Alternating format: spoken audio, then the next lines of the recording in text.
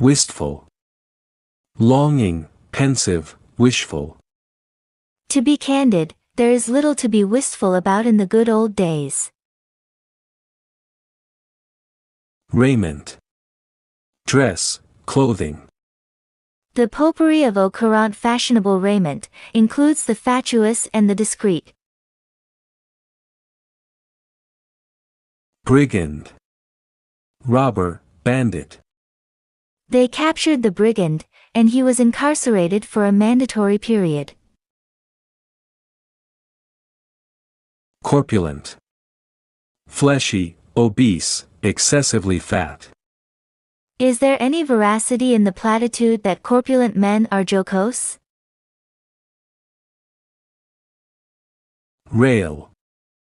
Scold, use abusive language. While all disgruntled men may rail against malevolent or Machiavellian leaders, democracy offers a way to ameliorate iniquities through the ballot. To flog a dead horse. To continue to make an issue of something that is over. He thought he could keep the pot boiling about his opponents winking at crime, but he was flogging a dead horse. In days of yore. Current novels are replete with lurid crimes, carnage and death. Do you get wistful when you recall the romantic tales that begin with an innocent maiden traveling through the rustic countryside? She is dressed in glittering raiment. The scene is idyllic. Without warning, the group is set upon by a virile brigand, who, in the most perfunctory and callous fashion, carries her off. Pandemonium results. Her entourage is in a state of bedlam. Her corpulent escort is irate, but unable to do anything to thwart this debacle. All he can do is rail against the catastrophe. What to do? What to do? Week 45, Day 2. Raconteur. A skilled storyteller. Well known as a raconteur, he was never chagrined when asked to tell a story from his large repertoire. Sullen. Ill-humored, grim. Despite all attempts to mollify her, she remained sullen about the levity caused by her slovenly raiment. Rift. A split, an opening. He alluded to the rift caused in the school by the plethora of hirsute boys, who ignored the criterion for appearance. Emissary. An agent. The obscure country, an aspirant for membership in the United Nations, sent an emissary. Ruminate. Ponder, reflect upon. An anomaly of our modern technology is that the more we need to know, the less time we have to ruminate. The die is cast. An unchangeable decision has been made. The fat was in the fire and the die was cast when he decided to tell the white lie about how he had found the money.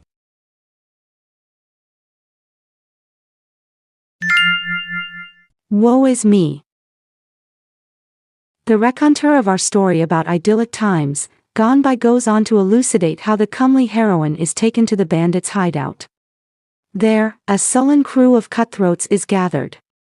They don't wish to procrastinate. She must be taken immediately to a foreign land, where much treasure will be paid for her. Their cupidity knows no bounds. The leader wants to hold her for ransom from her wealthy parents. The gang demurs, they are reticent. There is a rift among the criminals. Their leader remains truculent, and they agree to wait for just 2 days for the ransom money. An emissary from the grief-stricken parents is expected at any moment. The wan maiden, her spirits at their nadir, has time to ruminate about her lugubrious fate.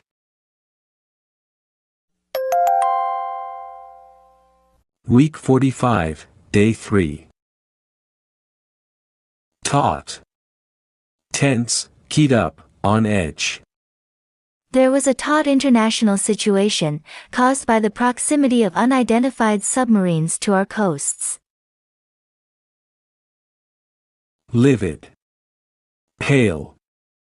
The rabid baseball fan lost his equanimity and became livid, when the star pitcher became pugnacious and was removed from the game.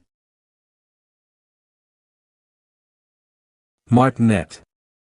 Strict disciplinarian. When one enlists in the army, one expects to be under the aegis of a martinet. Yen. Strong desire, strong longing. His yen for imbibing and romping with girls worked to his detriment. Bagatelle. A trifle. The little boy tried to wheedle a larger allowance from his father, by the caustic observations, that it was a mere bagatelle, when compared to the allowances of his friends. A cat's paw. A person used as a tool or dupe. The spy used the innocent girl as a cat's paw, to get military information from the grapevine. To the rescue. Back at the castle, the situation is taut with emotion. The fair maiden's mother is livid with fear and anxiety. She has attacks of vertigo. She talks about her daughter's audacity in riding out into the ominous forests, despite many similar kidnappings. The girl's father, a martinet who rules his family with an iron hand, staunchly refuses to pay the ransom. Iniquity shall not be rewarded. At this moment of crisis, a heroic knight volunteers to rescue our heroine. He has had a secret yen for the young beauty. Avoiding rhetoric, he pledges his all to castigate those responsible for this ignominious deed. He holds his life as a mere bagatelle, against the duty he owes his beloved mistress. At the propitious moment, he rides off to do or die for her.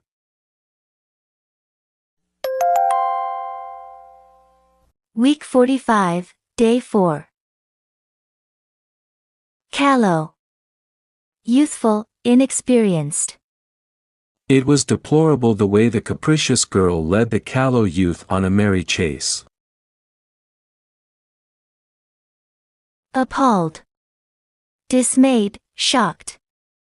Each long holiday weekend we are appalled at the carnage on our highways. Penchant. A strong leaning in favor. I do not wish to deprecate your penchant for cowboy music, but I find it banal. Decapitate. Behead. We do not decapitate criminals, because of our aversion to such repugnant punishments. Termagant. A scolding woman, a shrew. Why do you remain docile while that termagant besmirches, maligns, and belittles you? Coup de grace. The finishing stroke. When my girlfriend left me, it was a bitter pill to swallow, but the coup de grace was that she kept my engagement ring.